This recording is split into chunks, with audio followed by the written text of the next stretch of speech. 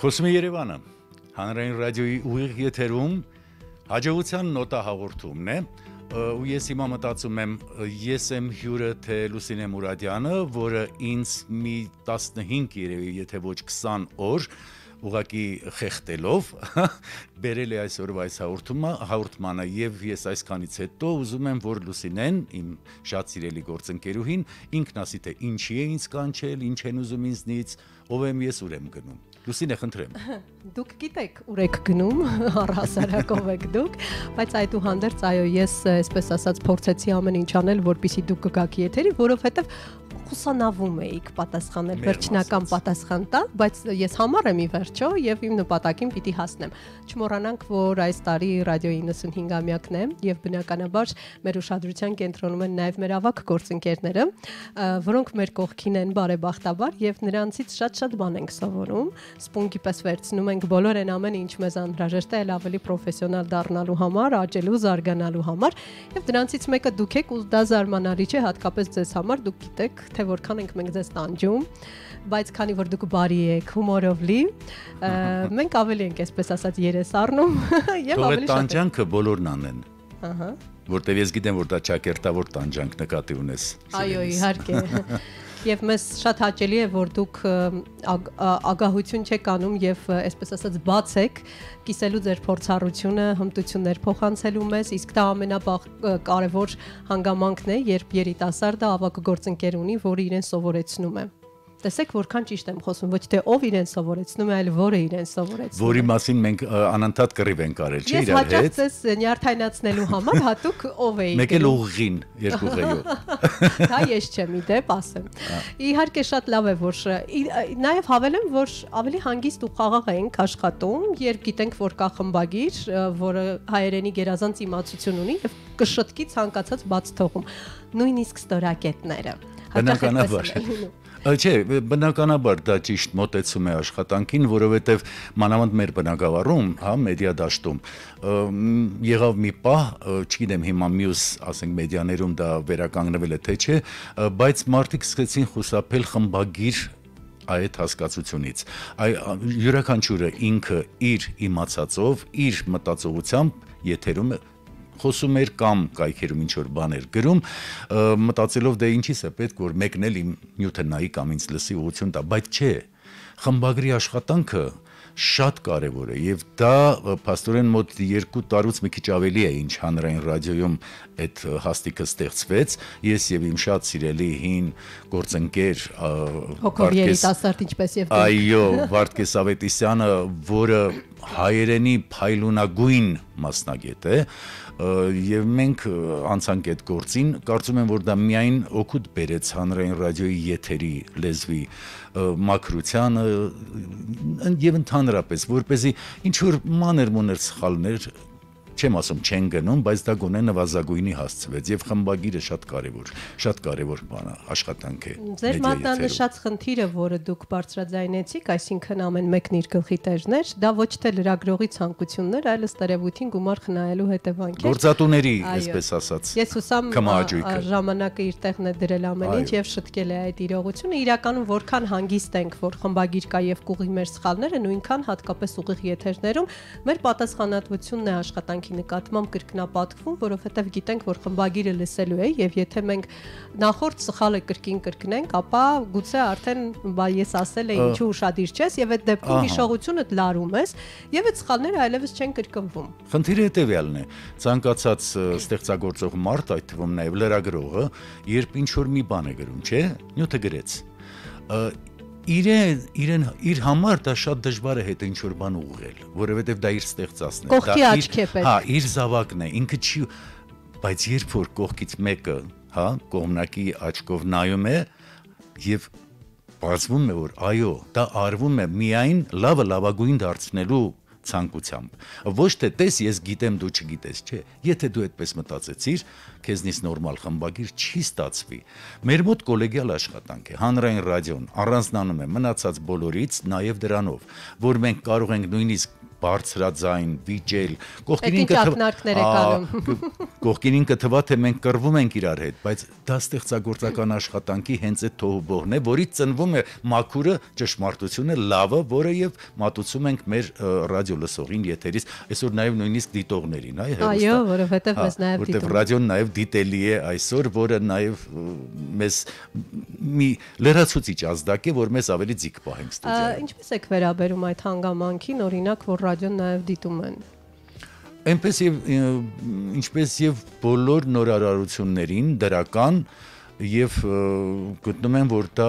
ապագան երևի ավելի կզարգացնի եւ ոչ միայն գտիտեն կգա մի պահ որ նույնիսկ կարող են զգալ այս ստուդիայի օդը մթնոլորտը դրան էլ կհասնենք իմիջայլոց այսօր եթե մի 20 տարի առաջ ասեինք որ ռադիոյի եթերը կարող եք դիտել չէ ծիծաղելի կհնչեր այնպես որ ոչ մի բան չի բացառվում շատ լավ բան է մանավանդ որ երբ մարդը տեսնում է ով է նստած հա երևի չնայած ես ինձ ընդհատեմ այդ դրամը չնայած ասեմ մի բան հա ռադիոյի եւ հեռուստատեսության տարբերությունները դե քանի որ ես երկու տեղն էլ աշխատել եմ նույն գործն ենք անում նույն եթերը նույն լուրերը նույն հաղորդումները նույն համերգային ծրագրերը ռադիոյում աշխատելը այ հիմա հեշտացավ որովհետև ես գիտեմ այնտեղ կամերա եմ տեսնում։ Հա, ռադիոյում աշխատելն ավելի բարդ էր հաղորդավարի համար, քան հեռուստատեսությունում։ Հիմա էլ այդպես։ Ինչու՞, որովհետև ռադիոյում դու քո ինչ որ կա ներսդ միայն ձայնի միջոցով էլ չէ հաղորդում ունկնդրին։ Հեռուստատեսության պարագայում քեզ օգնում են դիմախաղը, ժպիտը, նույնիսկ ժեստերը, հա, այդ բոլորը քեզ օգնում են։ Դրա համար ռադիոն միշտ ավելի բարդ այսպես ասած աշխատանք էր պահանջում մարդուց, որպեսզի ինքը ներկայանալի լինի հանրությանը ռադիո լսողին։ Բայց ռադիոն նաև շատ զգայուն է, այսինքն հենց ձայնի ու ելևէջի միջոցով կարող է ռադիո լսողը զգալ քո ժպիտը, քո զգացողությունները, քո տրամադրությունը, եւ դա ավելի հետաքրքիր է դարձնում ու ավելի խորքային։ Ես հենց դա էի ասում, որ ռադիոն պետք է տիրապետես այդ արվեստին, որպեսզի քո ձայնից ռադիո լսողը այդ պահին տեսնի ոչ ակնառու, տեսնի քո ժպիտը կամ ընդհակառակը տխրությունը, եթե պետք է։ Չտեսնի, չէ, բնականաբար ես ասում եմ, որ այդ երկուսն էլ պիտի զգանա, այսինքն քո ձայնի տոնային, ասենք թե ելևէջումների բանով ինքը պիտի հասկանա դու այդ որ ասում են, որ լրագրողը պիտի անկողմնակալ լինի, ինքը իր վերաբերմունքը, հա, չունենա, բնականաբար դա լրագրության, այսպես ասած, ոսկե կանոններից մեկն է, բայց դա ունի նաև մյուս կողմը հարցի ես, դու, Լուսինե, սիրելիս, մենք եթե խոսում ենք եթերում ինչ-որ բան, մենք չենք կարող առանց վերաբերմունքի խոսել։ Ոնց կարող ես դու ասենք առանց վերաբերմունք դրսևորելու խոսել մի շատ պայծառ, շատ ուրախալի երևույթի, հա, կամ Աստված հեռու տանի, տխուր իրավիճակի, դա արդեն վերաբերմունք է։ Հա, այնպես որ մենք պիտի չափի մեջ, ճիշտ բնականաբար, ամեն ինչն է չափի մեջ։ Ես կարծում եմ, որ հանրային ռադիոն այս առումով եւս բացառություն է, որովհետեւ տեսա եւ լսողա տարբերակների առումով կրկին ընտրել է ոսկի միջինը եւ կան հաղորդումներ, որոնք տեսանելի են, կան հաղորդումներ, որ ընդհանրապես տեսանելի չեն եւ դա տալիս է նաեւ մոգականությունը չկորցնելու այդ զգացողությունը։ Այո, դրան գումարած ինչու օրինակ ես միշտ ռադիոն գերադասում եմ հեռուստատեսությունից, որովհետեւ հեռուստատեսությունը ինքը պարտադրող արվեստ է, այսինքն դու պիտի տանը լինես կամ որտեղ էլ լինես, պիտի գանվես այդ էկրանին, փոքր լինի թե մեծ, եւ ինքը քեզ պարտադրում է նստես ու նայես։ Ռադիոն այդպես չի, ռադիոն մեքենայի մեջ ես թե ասին, չգիտեմ, խանութում ես, թե փողոցում ես, թե որտեղ։ Քեզ հետ է, ականջի տակ սենց կամաց խոսք ու զրույցը գնում է, այդքանով ինքը ավելի նախընտրելի է որպես եւ լրատվամիջոց, եւ ասենք թե նաեւ դաստիարակող բան, հա, միջոց, որովհետեւ ի վերջո պիտի ունենա այդ գործառույթը դաստիարակելու, ճաշակ զարգացնելու, որովհետեւ ճաշակը զարգացնում են վերևից ներեություն, բայց դա փաստ է։ Ներքևից ճաշակ զարգացնել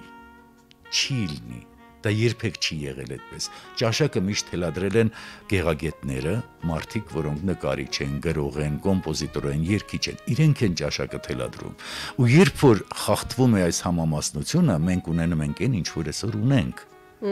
Մեր դաշտում ներեություն ես բառիս համար լիքը աղբ կա։ մշակութային աղբ, որը ցավալի է, բայց ես ամեն դեպքում հորետես չեմ։ Ես գիտեմ, որ դա ջրի պես խոսելով, կպարզվի, կզուլալվի եւ մենք կունենանք իսկապես կվերականգնենք եւ կավելացնենք այն ինչ որ միշտ ունեցել ենք, մաքուրը, զուլալը, մերը, որը հասկանալի է ոչ միայն մեզ, այլ շատ ու շատ օտարների համար։ Եվ լեզուն, եւ երգը, եւ նկարը, եւ այդպես պիտի լինի։ Հետաքրքիր է, մենք նաև խոսեցինք ամենասկզբում խմբագրական աշխատանքի մասին, եւս մեկ փաստ արձանագրենք, որը շատ կարեւոր է։ Ռադիոլսող նաև չպետք է լարվի, որպեսզի հասկանա ինչ ես ասում։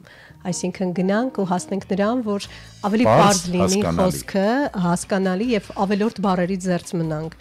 Այսօրվա մեր երիտասարդության հետ եք աշխատում, բացի նրանից, որ այստեղ եք կրթում ես եւ շարունակում եք այնպես անել, որ մենք հանկարծ չթուլանանք եւ չլճանանք, որը շատ կարեւոր է մեզ համար, որովհետեւ մարդ ամբողջ կյանքում պիտի սովորի եւ անընդհատ իմ հասցեին շնորհակալություն Լուսինե ջան։ Դե այնպես եք անում, որ ես չլճանամ իրականում, ես անընդհատ մտածում եմ նկատի ունես մանկավարժական համալսարանի մեր կուլտուրայի ֆակուլտետի լրագրության բաժնում։ Դուք հիմա նաեւ երիտասարդների եք կրթում ինստիտուտում, մանկավարժական արդեն 25 տարի է։ Եվ բնականաբար ինքնաբերաբար արդեն զգում եք մեր երիտասարդների շունչը, ռիթմը, տեմպը,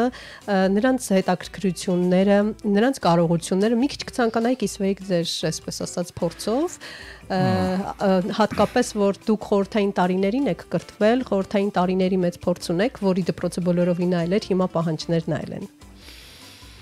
Պահանջները պիտի որ նույնը լինեին, գերգրագիտություն։ Դա հա, բայց այո,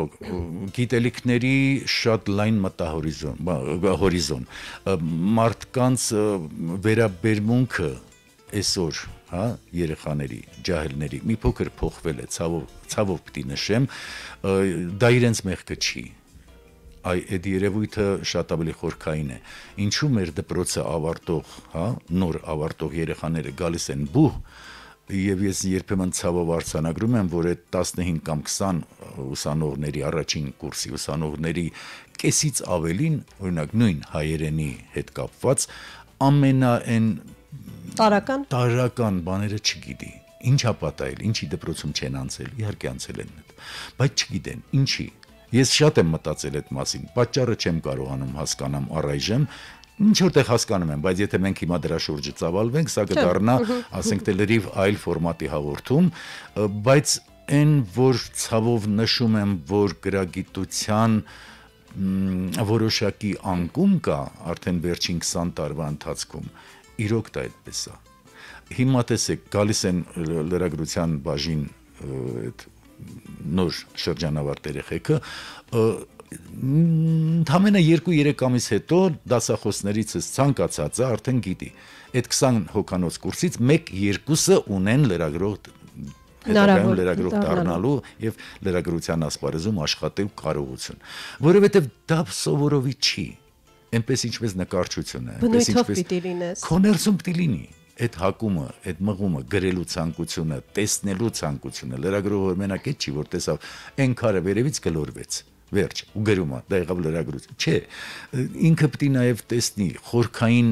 այդ երևույթները վերլուծելու կարողություն ունենա։ Ընկալումները պետք է ավելի խորքային լինեն։ Իհարկե, եւ դա սովորելով չի։ Ինչքան ուզում ես գնա Գեղարվեստի ակադեմիայում սովորի, եթե դու ներսում չունես նկարչի այդ ձիրքը, հա, բնությունից Աստծուց տրված այդ ձիրքը, դու չես դառնա նկարիչ։ Մենք բոլորս էլ երաժշտություն լսում, սիրում ենք երգեր, չգիտեմ ինչ, բայց հո բոլորս չենք կարող ստեղծել այդ երաժշտությունը, չէ՞ դիրքը։ Հա, այն նույնը սա է, այսինքն սա կոչում է ոչ թե մասնագիտություն։ Լրագրությունը մասնագիտություն չի։ Ես սա մասնագիտություն չեմ համարում, սա կենսակերպ է։ Այնպես ինչպես ես մի քանի անգամ ասել եմ, ռադիոն ու հեռուստատեսությունը այս COVID-ից շատ ավելի վատ վիրուս է, որով եթե դու վարակվեցիր, ամբողջ կյանքում երջանիկ կլինես եւ բուժվել էլ չես ուզենա։ Իհարկե։ Այն ով որ չեր ուզում բուժվի, վաղուց դուրս է եկել։ Հարյուրավոր, նույնիսկ հազարավոր մարդիկ եկել են ռադիո, հեռուստատեսություն, աշխատել են 1 տարի, 2 տարի, նույնիսկ 5 տարի, հետո կորել են, գնացել են, չկան, իրանցը չի։ Ներսում չկա, չեն վարակվել ռադիո կամ հեռուստա ախտով։ Ես ճակերտներով եմ ասում այդ ախտը։ Սա մեզ համար ոչ թե ինչ որ աշխատանք է, այլ սիրելի միջավայր, կյանքի կարևոր մասն է։ Այո, Մեր տունը շատ անգամ ավելի շատ այստեղ է, քան այն բնականում, որտեղ ապրում ենք։ Եվ ես կարող եմ հավաստիացնել, որ 1600 չասես հանկարծ, մի անգամ ես ասի, ես մի անգամ հիշում ես ինչ որ տեղ ասացի, որ երբ որ Թութանհամոնը ինձ խնդրեց, որ ես գամ իր մամուլի քարտուղար, այդ ժամանակվանից ես աշխատում եմ, ռադիոյի օրվան նվիրված միջոցառմանը, այո, այդքան հին չէ, 1971 թվականից մինչև այսօր ես ռադիոյից հետագայում նաև հեռուստատեսությունից, հետո երբ որ դարձ եկան օրից իմ հարազատ օջախը, ես չեմ ձանձրացել։ Բանասիրական ֆակուլտետ, բանասիրական ֆակուլտետ, ռադիո, հեռուստատեսություն, հետո նորից ռադիո։ Հետո, չէ, Արանքում նույնիսկ Armenpress։ Armenpress եւս։ Բայց ես կցանկանայի նաև, տեսեք, դուք ասացիք, որ սա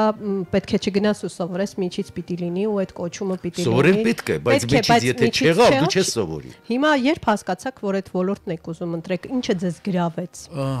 Մի բան պիտի լինի, չէ՞, որ այսպես։ Կա, Լուսինե, սիրելիս, կա։ Ես դեռ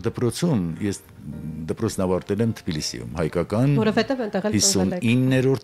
հայկական միջնակարգ դպրոցն եմ ավարտել, հայրս մեր բնակավարի մարդ էր։ Նա նաև Թբիլիսի ռադիոյի հայկական հաղորդումների խմբագիր, հետո նաև գլխավոր խմբագիր էր։ Մեծացել եք այդ շնչով։ Այո, ես հենց փոքրուց 6, 7, 8-րդ դասարանում ես մուտք ունեցել եմ Թբիլիսի հայկական հաղորդումների խմբագրություն, ասեմ ավելին, այն ժամանակ կար պիոներական լուսաբաց հաղորդումներ, որ ամբողջ սովետական միությունում որտեղ ռադիո կար, անպայման այդ հաղորդումը պետք է լիներ։ Ես նաև մասնակցում էի այդ հաղորդմանը, ինչ որ բաներ էի կարդում այնտեղ բանման, այնպես որ դա սկսել է շատ ավելի շուտ իմ ռադիո կենսագրությունը, քան 71 թվականին, երբ որ ինչ որտեղ պատահաբար ես հայտնվեցի հանրային ռադիոյում։ Պատահաբար։ Այո, որովհետև չեմ հարցնում, որ համարի ավտոբուսով եք եկել, դուք միշտ եք հումորն անում։ Համալսարանն ավարտելու այդ 5-րդ կուրսում ես արդեն ուղղորդում ունեի իմ շատ սիրելի դասախոս Հրանտ Թամրազյանը ինձ պիտի պահեր իր մոտ ասպիրանտուրայում եւ ես գնալ գրականության գծով պիտի շարունակեի արդեն, բայց այդ տարի ռադիոն հայտարարել էր հաղորդավարների մրցույթ ու մեր կուրսից մի 4 թե 5 աղջիկներ պիտի գային մասնակցելու, ինձ ուղղակի խնդրեցին, որ ես ուղեկցեմ։ Ու այդպես այդ ժամանակ դեռ ես չէի մտածում։ Բայց դուք ընդունվեցիք այդ խեղճերը ոչ։ Չէ, նրանք առաջ փուլից դուրս մնացին։ Մենք եկանք, ես ամենավերջում ես մտա, ինչ որ թուղթ տվեցին, ասին կարդա։ Կարծում եմ, որ այստեղ հոգուտ ինձ որոշում կայացնելը նաև հետևյալ հանգամանքից էր ելնում, որովհետև ես չէի եկել մտածելով, թե ուզում եմ ընդունվել այստեղ աշխատանքի։ Ուղղակի եկել էի։ Դե իմը ասում են կարդա էլի տարեր առաջ դասարանում արդեն սովորել էի, գիտեի, որ տարից հետո որն է գրած, կարդացի ինչ որ բան տվեցին, անմիջապես ասին դու կգաս երկրորդ փուլ։ Այդ ժամանակ ես, մեր շատ սիրելի գործընկեր նույնպես Սարգիս Նաջարյանը, Ալեքսանդր Սայադյանը եւ արդեն այսօր չկա իհարկե Ժաննան, հա։ Մենք 4-ով փաստորեն 4-ել ընդունվեցինք հանրային ռադիո անցնելով այդ մրցույթը։ Այդպես է եղել իմ մուտքը։ Դրա համար եմ ասում պատահաբար, բայց դա պատահականությունները մի քիչ տեսա որ պիտի չհավատամ, որովհետեւ դա արդեն ճակատագիր էր։ Ես պիտի գայի այդ օրը այստեղ։ Եվ պիտի հայտնվեի։ Հետո իհարկե Հրանտ Թամրազյանը ինձ ինչպես պետքն է այպանեց, դες ինչ բառեր գիտեմ, որ չես ամաչում, ես քո հետ հույսեր էի կապում, գնացել ես հորդ գործներ շարունակում, հորդ ժամանակին ասում էինք փայլուն գրականագետեր, ոչ մի անգամ չեկավ իր գործով դե հիմա էր։ Այսինքն պիտի լիներ դա։ Հիմնական փորձառությունը երբ ստացաք, երբ օրինակ Մոսկվայի հեռուստարադիո աշխատողների որակավորման բարձրագույն ինստիտուտում էիք, թե ավելի շատ աշխատանքի ընթացքում եք ստացել այդ երբ որ աճը։ Չէ, իհարկե աշխատանքի ընթացքում, որովհետև դա շատ ավելի ուշ էր Մոսկվայի այդ բարձրագույնը, դա բոլորը գնում էին, այնտեղ անցնում էին 2 ամսով։ Խորհրդային տարիների խորհրդային տարիների ավանդություն էր, բայց դա իսկապես մեծ փորձառություն էր, որտեղ այնտեղ շփվում էինք այդ եթերի հետ գործ ունեցող մեծերի հետ, օրինակ հիմա ես որ ասեմ Լևիտան կարող է շատ-շատերը չիմանան, բայց ես Լևիտանի հետ նստել, նույնիսկ կարող եմ ասել մի փոքրիկ բաժակ կոնյակ ենք խմել միասին, եւ այնտեղ կային փայլունագույն մասնագետներ, բայց մինչ այդ 71 թվին երբ որ ընդունվեցի, այն ժամանակ այդ այսպես էր դրվածքը, հին հաղորդավարներից որևէ մեկը դառնում էր քո վարպետը, Եվ նրա հետ դու մի քանի ամիս մտնում ստուդիա, դուրս գա, կողքը նստում էիր, ինչ է անում, ոնց է անում, ինչ է խոսում, անընդհատ, տես այս բառը, այս հնչյունը, այս իմ բախտը բերեց, որ ինձ հետ սկսեց զբաղվել մեր հրաշալի հաղորդավարուհի Լիա Կարապետյանը, որ մենք Լենա էինք ասում բնականաբար, որը շահեկանորեն տարբերվում էր այն մյուս հաղորդավարներից։ Հիմա թող ասածս հանկարծ հնչի ոչ թե որպես վիրավորանք, որտեղ դա ժամանակի պահանջն էր։ Այն ժամանակ մեր հաղորդավարները եթերում խոսում էին, այսպես ասենք, ռուսական առոգանությամբ, որտեղ դա սովետական միություն էր, այդպես խոսում է Երևանը։ Երևանի ժամանակով 14-ն անց, իսկ Լենան մարդավարի ասում էր խոսում է Երևանը։ Ժամը 12-ն է, հաղորդում ենք վերջին լուրեր։ Լենան Նրան մի փոքր շատ քիչ անց միացավ իմ անուշագույն, իմ հրաշք ընկեր Սուրեն Պետրոսյանը, որը ռադիոյի աղն էր, ռադիոյի փայլն էր, ռադիոյի խիղճն էր, եւ եթե հիմա մեկնումեկին հարցնես Սուրեն Պետրոսյան, չի գտնվի մեկը, որ ասի դե ոչինչ, մարդ էր, չէ, Սուրենն ամեն ինչ էր։ Այս Սուրենը իսկապես ինձ տվեց այն, ինչ որ ես որ ունեմ։ Եվ ոչ միայն խոսելու, ոչ միայն կարդալու, ընդհանրապես, ընդհանուր զարգացման առումով, որտեղ ինքը փայլուն մտավորական էր։ Իրականում ամբողջական կրթությունը հենց այդպես է լինում, ոչ միայն մասնագիտական է, այլև մարդկային, այսպես որոշակի փոքր։ Իսկ Մոսկվայի այդ բարձրագույն, այսպես ասած, ինստիտուտը, որ կար, դա իհարկե տալիս էր իր օգուտը, բայց չէր կարող վերջնալ, որտեղ այնտեղ ասենք ուսուցումը տարվում էր ռուսերեն լեզվով, բայց բավական բաներ այնտեղ իհարկե մենք ընդունեցինք, գտանք, իմացանք, սովորեցինք։ Դա ավելի ծանոթացանք, այն ժամանակ որ հանրապետությունում ոնց էր աշխատում, փորձի փոխանակում բան, դրանք իսկապես դրական բաներ էին։ Հիմա էլ է դրանք շատ կարևոր։ Այո, բայց դա նաև ուներ մի ուրիշ, ավելի գործնական նպատակ։ Երբ որ դու ավարտում էիր այդ ինստիտուտը եւ այդ դիպլոմը ձեռքիդ հետ էիր գալիս, դու արդեն կարող էիր ստանալ հաղորդավարի բարձրագույն կոչում։ Այո, ժամանակ կարգեր կային, չէ՞։ Կարգերով էր, իհարկե։ Ասենք գալիս էիր որպես պրակտիկանտ, հետո տալիս են երրորդ կարգ մի տարի հետո, 2-3 տարի հետ հա երկրորդ կարգ։ Հա այդպես առաջին կարգ, դա աշխատավարձ հետ էր կապված։ Իհարկե։ Իսկ եթե դու արդեն ունեիր բան, բարձրագույն կարգ, աշխատավարձը գալիս էր, ինչքան ես հիշում եմ, 190 ռուբլի։ Դե այդ մեծ տիվեր են ժամանակների համար։ 190 ռուբլին հարուստ էիք էլի։ Երբ որպեսի պատկերացնեն թե դա ինչ է, ասեմ, որ Երևան-Մոսկվա ինքնատիպ տոմսը արժեր կարծեմ 40 ռուբլի։ Կարելի է այդպես համեմատել, դա իհարկե բավականին արդեն լուրջ տիվ էր։ Այդ նաև, այսպես ասած, գործնական օգուտն ուներ այդ ինստիտուտն ավարտելը։ Այնպես ստացվեց, որ երբ խորհրդային միությունը փլուզվեց, նաև ինչ որ առումով կանգնեցինք Հայաստանում, ինչ որ բարդ խնդրի առաջ, որովհետև նախկին դպրոցը արդեն այդքան էլ ակտուալ չէր եւ պետք էր մտածել նոր մեթոդներով, ինչ որ դպրոց շատերը դուրս մնացին, որովհետև չկարողացան համակերպվել նորարարությունների հետ։ Այո, ցավոք կար, այո։ Եվ շատերը չէին ընդունում այս նորարարությունները եւ կարծում էին, որ փոփոխություններ պետք չէ։ Բայց դուք, քանի որ շատ ճկուն միտք ունեք եւ բնույթով այնպեսին եք, որ սիրում եք երիտասարդներին, հոգով երիտասարդ եք եւ բաց եք նորարարությունների համար, կարծում եմ ձեզ համար դժվարություն չեղավ այս փոփոխությունների ընթացքին, շատ արագ ինտեգրվեցիք եւ կցանկանայի մի քիչ խոսեինք այդ անցումային փուլի մասին, որովհետեւ հույսներս ձեր եւ մյուսների վրա էր, որոնք պիտի ունեին փորձառություն եւ պիտի կարողանային այդ փորձառության շնորհիվ ինչ որ նոր բան ստեղծել նորերի համար։ Էլի անդրադառնամ, քանի որ հիմքը դրված էր խոսքի, ճիշտ խոսքի, հանգիստ խոսքի, բնական խոսքի, հա, հիմքը դրված էր եւ էլի հիշեմ Լիային Կարապետյան, Սուրենին Պետրոսյան, այդ հիմքը ինձ օգնեց, որ ես հետագայում կարողանամ հանգիստ ընդունեմ նոր իրողությունները, նոր խոսքը, որտեղ այդ խոսքը մեր, ասեմ ձեզ, ես նոր ասացի, հա, Սարգիս Նաջարյան, ես որ հետո մնացինք ռադիոյում, Սաշան Ալեքսանդր Սայադյանը գնաց հեռուստատեսություն, ես վախենում եմ սա ասեմ եւ որպես մեծամտություն ընկալվի, բայց իմ եւ Սարգիսի այդ սերունդը ոնց որ բաժանարար գից եղավ հին հայկական ռադիոյի այդ կլոր խոսքերով բանը, այժմ հաղորդում Մոսկվայից տրանսլյացիան նվարտվեց, դրան վերջ տրվեց։ Մենք բաժանարար եղանք, իսկապես, հետո դրանից հետո Ռադիոն սկսեց նորմալ մարդկային, հա, կենցաղում մարդուն հասկանալի, ընկալելի խոսքով, տրամաբանությամբ եւ ձայնով խոսել։ Այսինքն գտակ խոսակցական ճիշտ հայերենը, որը ընկալելի է բոլորին։ Որը գրական բնականաբար հիմա մենք միասին նստած խոսում ենք մաքուր գրական հայերենով, բայց չես կարող ասի, որ մեր խոսքը կեղծ է։ Իսկ այն ժամանակ կեղծ էր հնչում։ Պետք էր ձերբազատվել այդ կեղծ վիճակից։ Ну и պատիվ մեզ ասենք, թե միք չել գովեմ, էլի երևի 70-ից անց տարեկի մարդը երևի ձեռք է բերում մի քիչ ինքն իրեն գովելու հատկություն եւ դա չեք։ Դե չմոռանանք, թե որքան մեծ փորձառություն ունեք եւ քանի տարի եք աշխատում արդեն այս ոլորտում։ 50 տարին լրացավ այս տարի։ Մենք նշեցինք, չէ՞, վերջերս այստեղ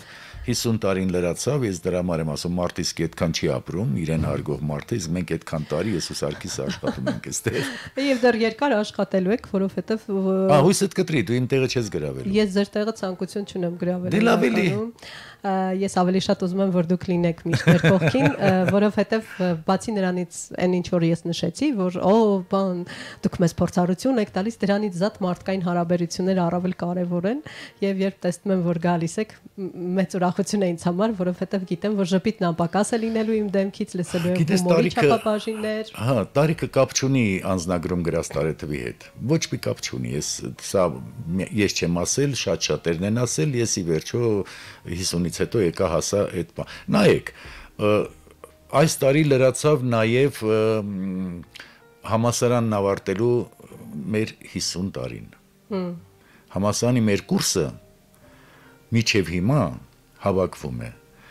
Բառացիորեն մի քանի օր առաջ մենք հավաքվեցինք, նշեցինք մեր կուրսն ավարտելու 50-ամյակը, հավաքվել էինք պապիկ տատիկներով, նույնիսկ մեկը ծորնիկ ունի։ Եթե մեկը կողքից լսեր, չմտներ այդ բակը, մեր ընկերոջ ուրեմն ամառանոցում հավաքվել էին, կկարծեր, թե այդտեղ երիտասարդ մի հատ լավ կոլեկտիվ, էս ինչ են անում, էս ինչ պայծառ ձայներով իրար հետ կենասներ ասում, խոսում, ծիծաղում եւ այլն։ Այսինքն ներսդ եթե երիտասարդ չի, ինչքան ուզում ես տարիքդ փոքր լինի, դու կմնաս պառավ։ Եվ հակառակը։ Ձեր հաջողության գրավականը կարող ենք համարել բացի փորձառությունից, կրթվածությունից նաև հենց դա, որ միշտ հոգով երիտասարդ է։ Բնականաբար չնայած ես հաջողություն ասելը մի քիչ այլ կերպ եմ անցալում, դե հաջողությունս որն է, գործը արել ենք էլի։ Հաջողությունը զորն է, դե հիմա մի քիչ լավ, մի քիչ վատ բոլորն են։ Բայց ձեր ճանապարհն եք հարթել ու գնացել եք, չէ՞, ձեր աշխատասիրությամբ, ձեր ճանապարհը հարթելով։ Այսօր Վարուժան Հովքինյանն եք դուք ի վերջո, այնպես չի որ կա նման բան, գիտեմ որ շատ համեստ եք, նույնիսկ պարքևները ձեզ համար ընդունելի չեն, թե ունեք, բայց ձեր վերաբերմունքը բոլորովին այլ է։ Անիմաստ բաներ են դրանք։ Մարդը կամ սա է, կամ սա չի։ Ես որ միշտ ասում են բանման հայ-հույ, ես ինչ կրթություն ունի, ասում կներեք էլի։ Հովանես Թումանյանը ինչ կրթություն ուներ, մեկնումեկը հիշեք էլի։ Բայց կարող եք հիմա մեկնումեկը այդ քարյակը չեմ ասում, գոնե այդ երկու տողը նման ձևով մի բան գրել։ Դե միշտ կողքից խոսելը հեշտ է։ Հա, հիմա Հայաստանում միայն ակադեմիաներ են, չէ՞։ Նորմալ ինստիտուտ կամ մի համալսարան էր մնացած ակադեմիա, անունը ակադեմիա, ինչ բայց մեջն ինչ կա։ Կարևորը այդ ակադեմիայից դուրս եկող մարդու մասնագիտական կարողություններն են, որ այսօր ցավոք ասեմ բավականին կաղում է։ Բոլոր բնակավարները մեր մասին չի խոսքը։ Հա, դա ցավալի է, բայց կողվի երևի։ Կարող է հետաքրքրությունների ինչ որ պակաս կա կամ սերունդների չհասկացվածության։ Ես չեմ կարողանում դրա պատասխանը գտնել, որովհետեւ Գուցե հետաքրքիր չէ այն մեթոդաբանությունը այս սերունդին։ Գուցե պիտի բան փոխվի։ Այո, այն որ կրթական համակարգը լուրջ փոփոխությունների կարիք ունի, դա բոլորն են ասում, նույնիսկ այն գերատեսչությունը, որը որ ոնց որ թե պիտի հենց դրանով զբաղվի, ասում են, բայց ոչ մի բան չեն փոխում, որովհետև ինչքան ես հասկացա, չարաբաստիկ եվրոպական, չգիտեմ ինչ, Եվրոպան պարտադրում է, դա Եվրոպանով է որ ինձ պարտադրի։ Ինչի պիտի Եվրոպոլոնյան համակարգը ինձ պարտադրի, երբ ինձ ասելով ես նկատի ունեմ մեր հասարակությանը, որ ուներ կրթական փայլունագույն համակարգ ուներ։ Եվ ես նորից եմ կրկնվում։ Այո, սովետական դպրոցն ավարտածը, սա որպես բիձամարտու փնփնթոց չընդունեք, սովետական համակարգում դպրոցը 8-րդ դասարանն ավարտած թերի, այսպես ասած, միջնակարգով մարդը այսօր շատ ավելի շատ գիտելիքներ ունի, քան այդ ակադեմիաներն ավարտածները։ Ինչու՞։ Իրական ոչ ոք չի ասում խորհրդայինից ձերբազատվել, բայց կարելի է ոսկե միջին ընտրել։ Չէ, այնտեղ լիքը ապուշ բաներ կային։ Չէ, նկատի ունեմ մաղել եւ լավ այս ժամանակակիցը նախկինի հետ համադրել եւ ունենալ հիանալի ժամանակին համահունչ կրթական համակարգ։ Բոլորից ձեռքին ասենք թե հեռախոսները, ես իմ iPhone-ներ են Android-ով աշխատող, iOS, iOS այդ բաներով աշխատող։ Վիճում եք ձեր հեռախոսի հետ։ Լեզու գտնում եք։ Այն էլ ոնց, հենց առաջի օրվանից, ինչպես եւ համակարգ չի։ Դրա մասին չի խոսքը։ Հիմա մեկի մտքով կանցնի, օրինակ, այդ հեռախոսը փոխել այն ամենասկզբի բաներով մատով կտկտացնող Nokia-ի հետ։ Ես մարդիկ գիտեմ, որ այո նախընտրում են այդ հեռախոսները։ Կարող է մարդ լինի։ Ասածս ինչ է, մի քիչ ալեգորիկ եմ ասում, որ նորը չի կարելի իհարկե, ընդհակառակը պետք է զարգացնել, յուրացնել, բայց հնից եթե լավ բան կա, պիտի բանա։ Այդ նույն քո iPhone-ի, որ մատով կպնում ես, չէ, թվերին։ Դա նույն կոճակներն են, չէ՞, ի վերջո։ Որոնք հիմա կոճակ չեն, սենսորային բաներ։ Հպում են։ Այո, ավելի նուրբ են։ Զարգանալ, բայց զարգանալ դեպի լավը։ Ոչ թե գա հասնի մի տեղ, որ հնին երանի տաս։ Երաժշտական մասը ձեր կյանքում որքան է։ Այնքանով, որքանով ես էլի գլուխգով եմ, համալսարանում սովորելու տարիներին 5 տարի երգել եմ մայստրո Հովհաննես Չեքիջյանի ղեկավարած համալսարանի քառաձայն երգչախմբում։ Հիանալի տեմբրով։ Եվ նույնիսկ մասնակցել եմ եվրոպական մրցույթի ու այդ մեր մենք կապելլայի հետ հավասար ելույթ էինք ունենում, որտեղ երկուսից գեղարվեստական ղեկավարներ այդ նույն մեծություններ Հովհաննես Չեքիջյանը եւ մենք երգում էինք բոլոր լեզուներով բոլոր իտալերեն, իսպաներեն, ռուսերեն, անգլերեն, գերմաներեն, նույնիսկ ասենք մենք սպիրիչուելներ էինք երգում նույնիսկ, նու հայերեն բնականաբար, հա, նույնիսկ չեխերեն, մեր երգչախումբը բավական այդքանով իմ մոտ չնայած հենց սկզբից երաժշտությունը իմ կյանքում մեծ տեղ խաղացել է, չնայած ես ասեմ միջև այս նոտաներից գլուխ չեմ հանում։ Իմ մոտիկ հարազատ ընկեր երաժիշտներից, ասենք ներողություն, Մարտին Վարդազարյանը կլինի, թե Ռուբեն Մաթևոսյանը կամ Երվանդ Երզնգյանը, բան մի քանի անգամ թե այդ մտերմակ մեր զրույցների ժամանակ նայում եմ, այս ինչ է ստղտի վրա, ինչու ճիճուներ եք նկարում, ու դրանով ասում եք ես նվագում եմ, սա սի, սա բի, ես դրանց բան չեմ հասկանում։ Ոնց եք կարողանում, չեմ կարողանում, գլխի ընկնեմ, թե այդ նոտագրությունն ինչ բան է։ Ոչինչ, այդ մի բանն էլ մի իմացեք, կարևորը երգել եք։ Սիրել եմ, լսել եմ եւ առանց երաժշտության կյանքը կլիներ անիմաստ։ Փաստորեն մենք իմացանք ինչ չեք կարողանում անել։ Նոտա կարդալ չգիտեմ։ Նոտա կարդալ չգիտեմ, չեմ էլ կարողացել սովորեմ։ Դե լավ, կարևորը ես լսողությամբ եմ սովորել, օրինակ Վերդի են երգել, ես իմ Բեթհովեն են երգել մեր երգչախմբում, լսողությամբ ես հիանալի բարդագույն գործեր։ Այ, ես որտեղ որ նստած ենք, այս առաջին ստուդիայի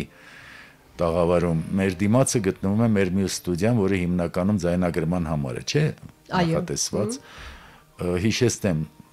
ստուդիայի ապարատային բաժնի պատին կպցված է իմ եւ Շարլ Ազնավուրի համատեղ լուսանկարը, որը երկրաշարժից հետո է արվել, եկել էր Շարլը, հեռուստատեսությունում հանդիպեցինք, պարզեցինք, որ երկուսս էլ արմատներով Վրաստանից ենք եւ միասին թեյ էինք խմում ու նկարվեցինք։ Այդ հանդիպումը Շարլի հետ եւ այդ 10-15 րոպեի զրույցը ինձ համար ավելին էր, քան աշխարհի բոլոր կանձերը, որովհետեւ դա մեծագույն երաժիշտ է, մեծագույն հայ, խորը եւ քանի որ մենք ռադիոն, հեռուստատեսությունը, մեդիան ինչ որտեղ որոշ վերապահումներով կարող ենք բոհեմական աշխարհ համարել։ Ի վերջո մենք կապ ունենք, չէ՞։ Իհարկե։ Բայց Շարլի գործերից բոհեմից լավ որևէ երգ։ Ես շարունակում եմ ձեզ հետ միասին բացահայտել իմ շատ սիրելի ավագ գործընկեր, իմ խմբագիր եւ սիրելի հաղորդավար Վարուժան Օլքինյանի հաջողության նոտաները ինձ համար երանելի զրույց է, եթե անկեղծ լինեմ։ Շնորհակալ եմ։ Սիրելիս, ընդհատեմ, հա։ Շատ ես գովում ինձ, լավ։ Չեմ գովում, դա իրականությունն է ինձ համար։ Չէ, բայց ես ուզում եմ այ հիմա Ես բոհեմից հետո մի քիչ ուրիշ տրամադրություն առաջացավ, չնայած հրաշալի է։ Ես ուզում եմ նաև ասել մի բան։ Հանրային ռադիոն այսօր ունի լրագրողների մի հրաշալի թիմ։ Կիրթ գրագետ, ճիշտ խոսքով։ Բացառություններ կարող են լինել, բայց դու կարող ես ինձ այսպես ասած հաստատել իմ ասածը, որ վերջին տարիներին մեզ մոտ հայտնվել է երիտասարդների մի հրաշալի թիմ, որոնցից մի քանիսը իմ ուսանողն են եղել իդեպ, որոնք տալիս են հաղորդումներ ոչ թե միայն նրա համար, որ դե ժամը լրանա գնա, բայց իրենք բան խոսք ունեն ասելու, իրենք բան են ասում, բան են փոխանցում, ունկնդրին, այսինքն փառք ու պատիվ մեր հանրային ռադիոյի ղեկավարությանը, որը տեղ է տալիս այդ երիտասարդներին, նրանց, ովքեր իսկապես կարող ուժեր են, թե ռադիոլուրում, թե առանձին մեր խմբագրություններում, նույնիսկ եւ անհատ ասենք, թե լրագրողներ, որոնք ունեն իրենց հաղորդաշարերը։ Ուրախալի է չափազանց ինձ համար, որ ռադիոն չի կորցնում որակի իր նշանը եւ ընդհակառակը օր-օրի ավելի մաքրվում է այն ինչ որ պիտի որ մյուսներն էլ ունենան, չեմ ուզում ինչ որ բաներ ասել, բայց երբեմն նայում եմ, լսում եմ մեր մյուս հեռուստա ռադիո, երեխեք ջան, էս ինչ եք անում։ Եկեք լավ բաներից խոսենք։ Դա մեկ չեմ դիմանում, որտեվ նենց բաներ եմ լսում, որ ասում լավ էլի։ Դե ձեզ ավելի դժվար է։ Բնականաբար ոլորտի լավագույն մասնագետներից եք։ Գուցե ձեր ասածը պայմանավորված է նրանով, որ հանրային ռադիոյում ամեն մեկն իր տեղում է եւ անում է իր գործը։ Սկսած տնօրենից,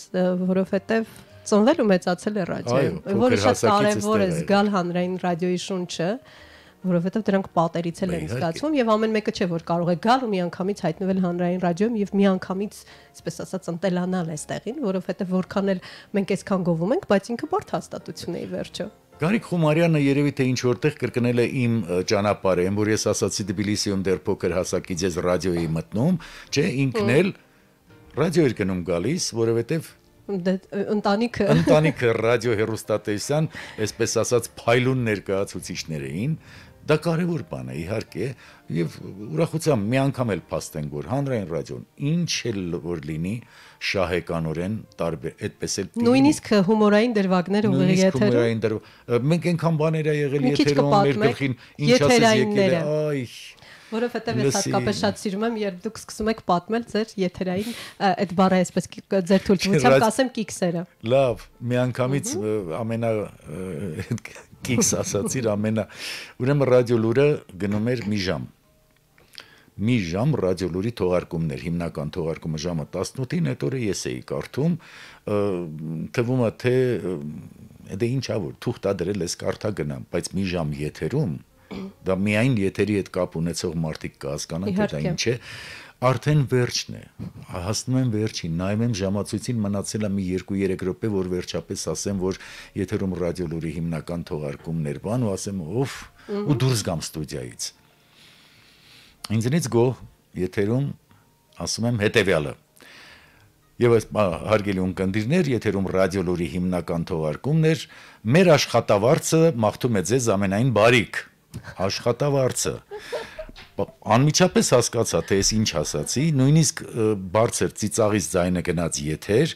ես ինձ ուղեցի, ասի, ներեցեք, աշխատակազմը։ Արմեն Ամիրյանն էր մեր տնօրենը,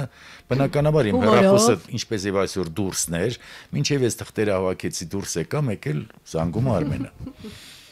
Ասի լավ հասկացա, բանը։ Դու ասես կարևորն է չէ, էս ինչ արիր դու իմ գլխին։ Ինչքան ասման դիմադիր լրագրող կա, ինձ զանգում ասում է թուկումուր են տալիս, թե այդ ինչ վիճակա, որ Վարուժան Օլքինյանը եթերիում ասում է, որ իրենք փող չունեն, աշխատավարձ չես տալիս։ Շատ բաներ ա եղել, օրինակ իմ շատ սիրելի գործընկերը, որը նաև մեզ մոտ է,